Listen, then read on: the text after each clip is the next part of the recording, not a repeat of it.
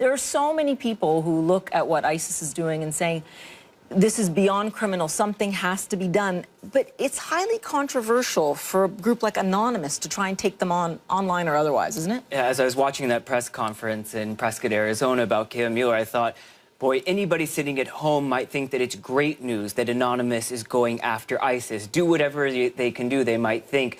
But Anonymous is claiming that they took down almost 800 ISIS accounts, what they deem to be ISIS accounts, on Twitter and Facebook. And on the one hand, that might sound positive, but do we really want to put our trust in a hacking group that has done things that many people consider to be very negative? Do we want them to be the cyber vigilantes taking down content all across the web? I think that might be a very dangerous power to give them because, of course, they don't have to answer to the public. They don't have to answer to stockholders the way that Twitter and Facebook might. But it does come in the wake of a leaked memo from Dick Costolo saying the following. He's, of course, the CEO of Twitter. And he said, quote, "I'm frankly ashamed of how poorly we've dealt with this issue during my tenure as CEO. It's absurd. There's no excuse for it. I take full responsibility for not being more aggressive on this front. It's nobody else's fault but mine. And it's embarrassing." Now, to be clear, he was answering a question, this is a leaked internal memo, about dealing with bullies and trolls on Twitter.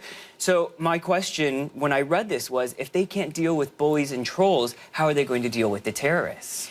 Yeah, and you wonder what is their place in all this. I was speaking with Canadian researchers at iBravo. They are tracking ISIS online. They say that, in fact, Twitter in recent weeks, but they really do a shout out to Facebook, saying they've been incredibly successful. Samuel, social media is an arsenal. It's a weapon in the arsenal of ISIS. Do you have confidence that these companies do have the power and the will, quite frankly, to do something about it? Well, I don't have confidence, quite frankly, in their power to do it, especially based after that quote that we just saw with Dick Costolo. Now, to Facebook, I think Twitter might want to take a page out of Facebook's book in this case, because Facebook, we've seen, according to the experts who monitor this very closely, have been very aggressive at fighting bullying online, being able to pull down the terrorist content. So they need to invest more and have more people. Twitter needs to invest more and have more people the way that Facebook does.